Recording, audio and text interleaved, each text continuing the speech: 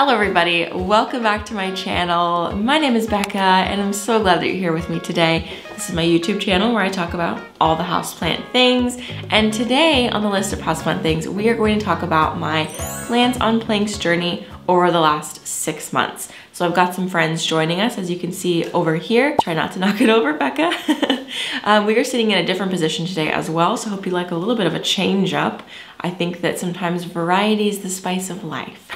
When I sit in the same spot every single day to film videos, it gets a little boring. Plus it's super rainy outside, so if you hear some rain on the roof, that's what's going on. Maybe it'll be like a cozy vibe. Who knows? It's a nightmare for me when I have to film, but I'm positioned in front of this window. Hopefully it's not too bad. So I've had my plants sitting on planks or resting on planks for the last 6 months. I did maybe 5 or 6 plants on planks, and I've brought out a few of them to show you just the progress that they've made so far. And I'm really excited about this because honestly, this is one of the best changes that I have implemented into my houseplant care routine, because it is, I like systems that are passive, and plants on planks, the wood planks, really do the work for you. And I'm really excited to show you guys how the plants have been doing and what the planks have been, or how they've been impacting the plants. So let's get into it. I think before I get started, I should show you an example of a plant that has been living on plank. And if you have no idea what I'm talking about, this is what it is. A 2x4 usually is what I have a lot of the time. And it's a untreated piece of cedar wood, and I have it sitting just on top of the soil. So the way that I have personally positioned it is I have these little plant stakes, which I staple to the piece of wood just with a staple gun. And then I have like maybe about as long as the pot down of the little stake. And then I shove that into the pot so that the wood piece is just sitting on top of the soil. It's not buried, because wood rots when it is experiencing, you know, lots of moisture, lots of consistent moisture. And because these are untreated, that's probably gonna happen a lot faster. However, this is a piece of cedar wood, and cedar wood untreated is probably one of the best rot resistant woods. So I would really suggest cedar in this situation, but I have other plants that are growing on like a treated piece of pine wood, and those are doing fine. I haven't seen any deterioration of the wood whatsoever, because I have all my plants in De La Tank's soil, and De La Tank's holds moisture in a different way than a lot of other soils do. So the De La Tank's might feel dry earlier than other soils because the water is contained in the cocoa chips and the pumice, and less so in like a peaty mixture, which a lot of houseplant soils, or a lot of soil in general, is peat moss, and mine doesn't have peat moss. So again, it just holds moisture differently. These planks are not being saturated really ever. It's just sitting on top of the moisture, if you get what I mean. So I haven't had any issues with rotting, which has been really awesome. And I've just been able to attach plants to the post as they grow taller with things like twine or like plant Velcro. I've been using twine quite a bit because it is soft and I can adjust it. I can move it up and down pretty easily, but also I like that it blends in a little bit better than if I was using like a bright green plant tape. It's just not as pretty. So there is that, just like a little aesthetic thing, that I don't want like a ton of vertical or horizontal colorful lines all over my plants. But whatever you want to do, you should do that to keep your plants like against the plank, because the point is the plant is not going to know that the plank is there. Like if I was letting this plant just like trail out, it wouldn't know that the plank is there, right? So I had to push the plant up against the wood, and I used, again, the twine to pull like gently, not too tight because I don't want to hurt the plant, but I just used the twine to just position so that the aerial roots would be touching the wood.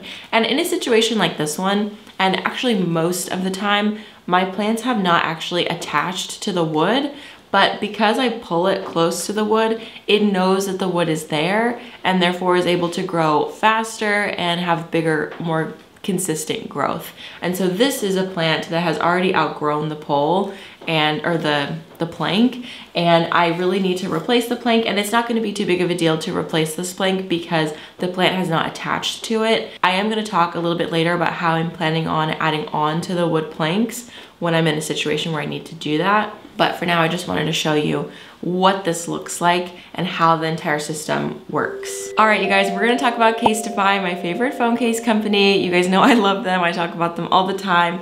And look at this beautiful case. I'm still rocking it because I just love it so much.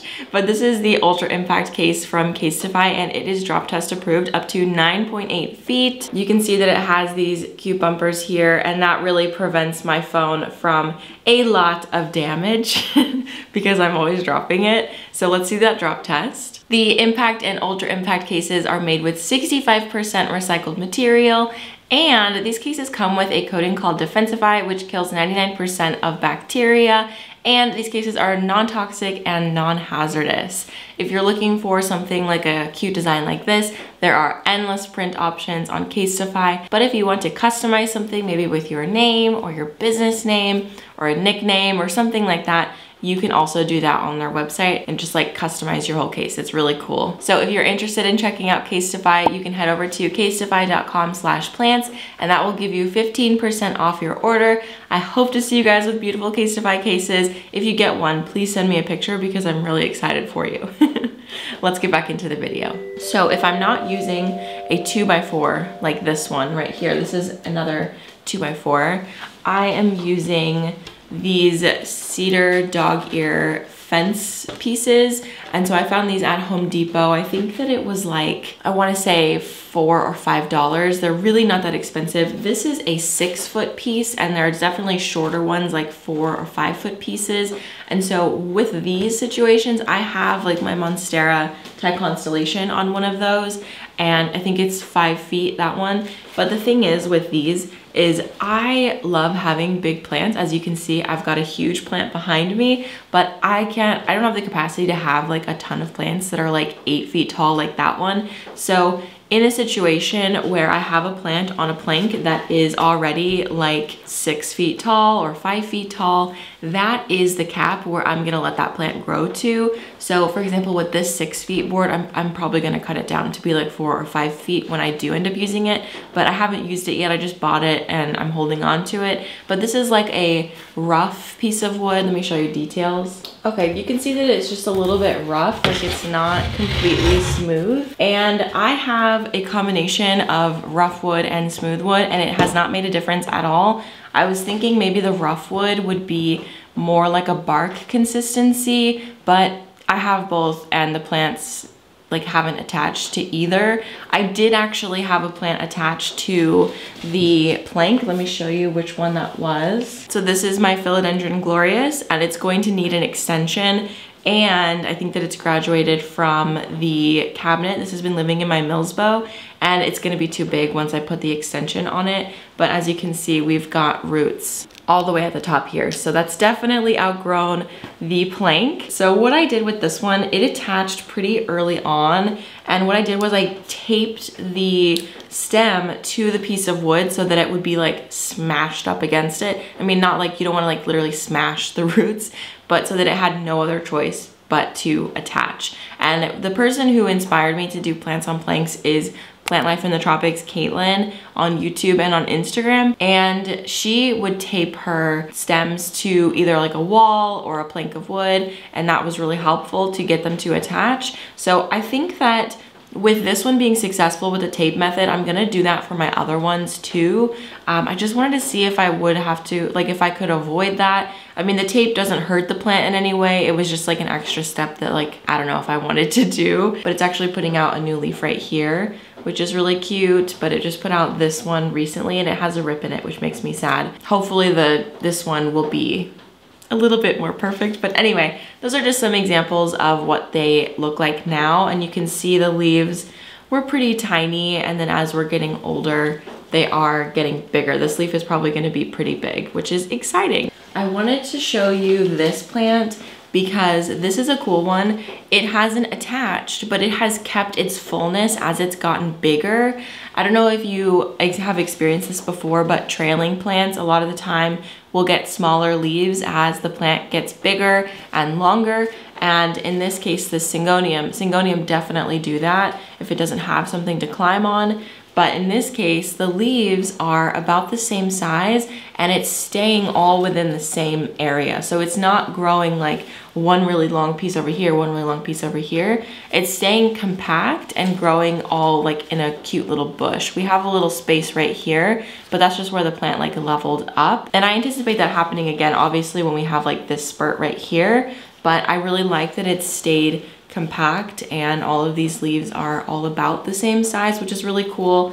Again, I hope that this one will attach because I think Syngonium have like pretty good rooting abilities, at least in water. So I've kept this one pretty tight against the back of the wood in hopes that it will attach eventually. And honestly, humidity has a lot to do with how quickly or if at all the plant will attach to the plank. And this room is currently 50% humidity. I would say that's about average. I've ran humidifiers in here before to get it to be a little bit higher, but it really doesn't have much of an impact at all. We're just gonna live with the 50% humidity. All of the plants in here are super happy, but I think that if it had higher humidity, it would definitely attach to the wood and then it would just take off. So that is one of the downsides of the planks. Is the alternative would be a moss pole with like sphagnum moss or something inside of it that you keep wet. So if it's wet, that's adding a little bit of moisture around the area that the plant is growing. Therefore, the plant is going to try to move into the moisture,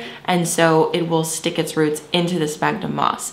But that's only if you keep the moss wet, which is a big thing. That was a big problem for me as to why I chose to go over to the wood, because I had sphagnum moss poles or like cocoa poles for a really long time, like most of my plant journey beyond the last 6 months.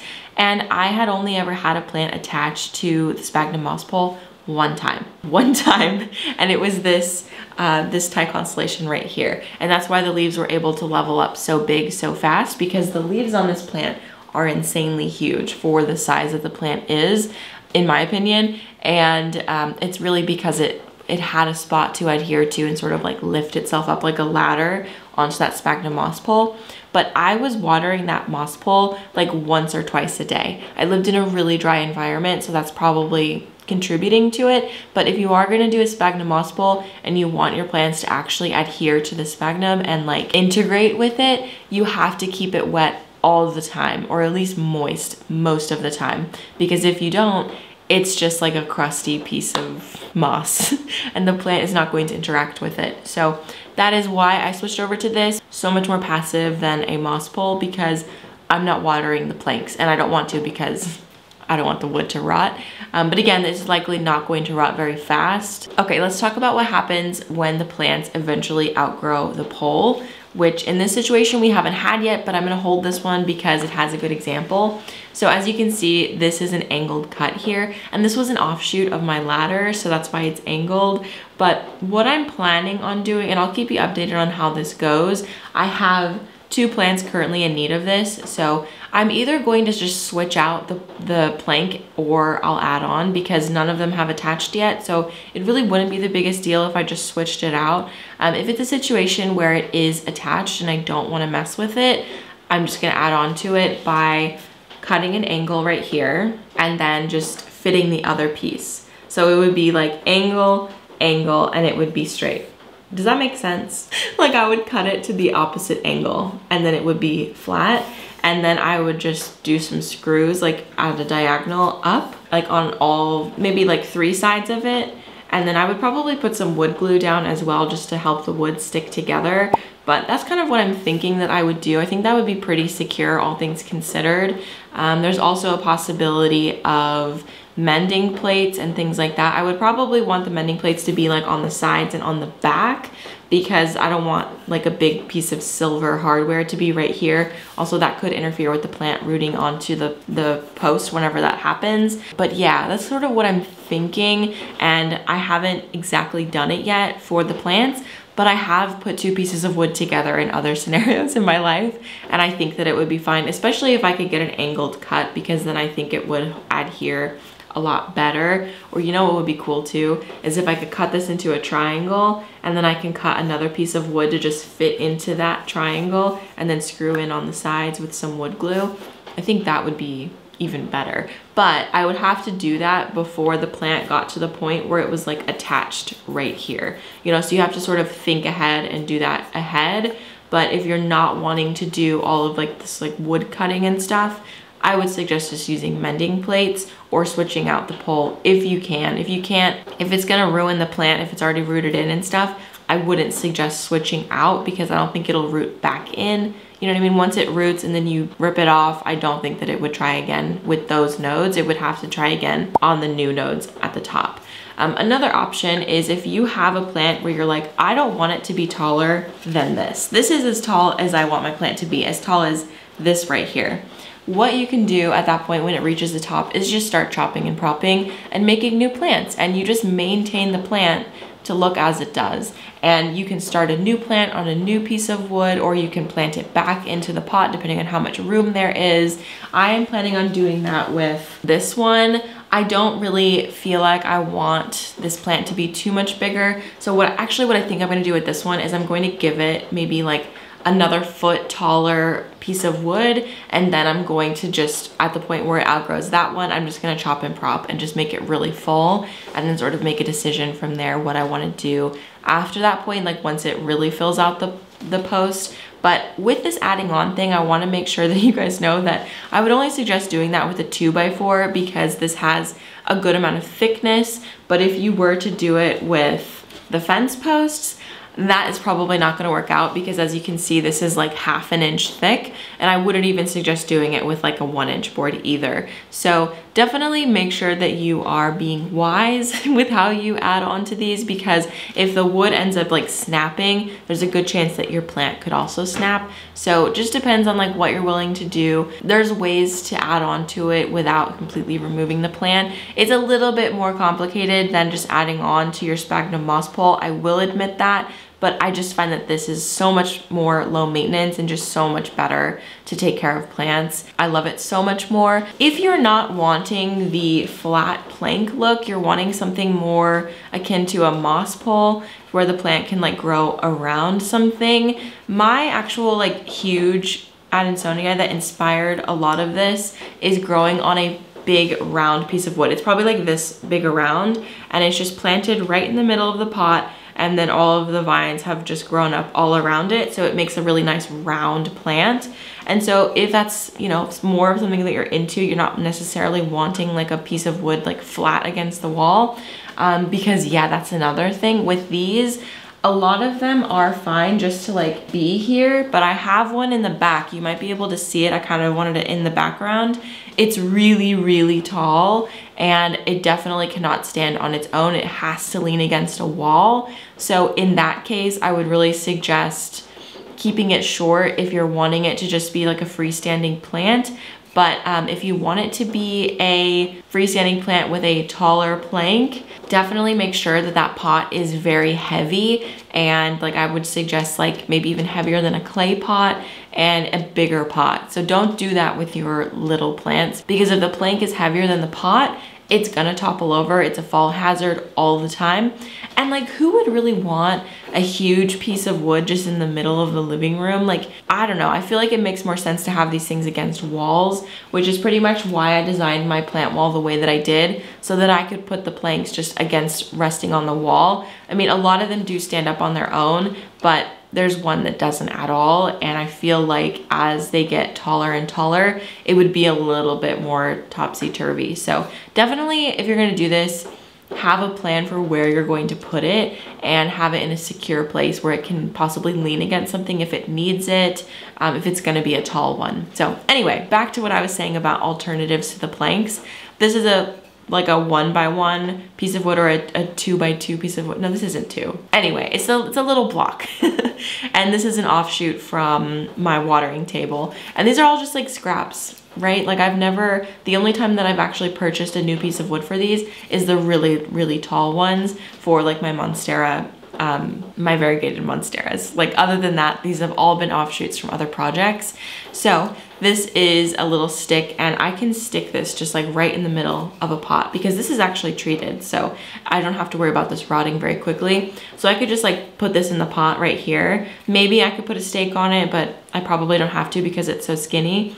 And then I can train the plant to grow up and around it, and then I can even train it back down and just around again. You could just use these to like wrap the vines around, and that would be really fun. But there's a lot of possibilities with wood. There's lots of wood shapes out there, and so it doesn't have to be a flat plank. You could also do a little square piece like this. You could do a round plank. There's lots of options for you if you like the more moss pole situation rather than a piece of wood with a plant growing up the side. I personally like that look a lot more than the moss pole look, but it just depends on what you want and what you like. I just wanted to share this because there are options within the Plants on Planks movement. Okay, you guys, so that is all I wanted to say for this video. Thank you so much for watching and following along on my Plants on Planks journey, and just like, I don't know, if you're doing Plants on Planks because you were inspired by my videos, show me photos. I'd love to see them. It means so much to me when I see like what I'm putting out on the internet impacting you guys in your day-to-day life, like, and how you're taking care of your plants. It's really cool because really I'm just sharing my personal experiences. Oh my gosh, it's getting bright. The sun has moved behind the clouds. But anyway, yeah, really I'm just sharing my personal experiences and my successes and my fails, and hoping that you guys take that information and sort of mold it into your own plant care. That is the goal of my channel. So I hope that you are able to learn something from this video and implement it into your own plant life, because I love Plants on Planks and I think it is awesome. I don't think I'll ever go back to moss poles, like ever, because it's so much easier to just do it this way. It's like 90% more results and 90% less work. So I'm all for that. Thank you guys so much for watching this video. Don't forget to check out Casetify. I will have them linked down below, and I will see you guys in the next video. Bye.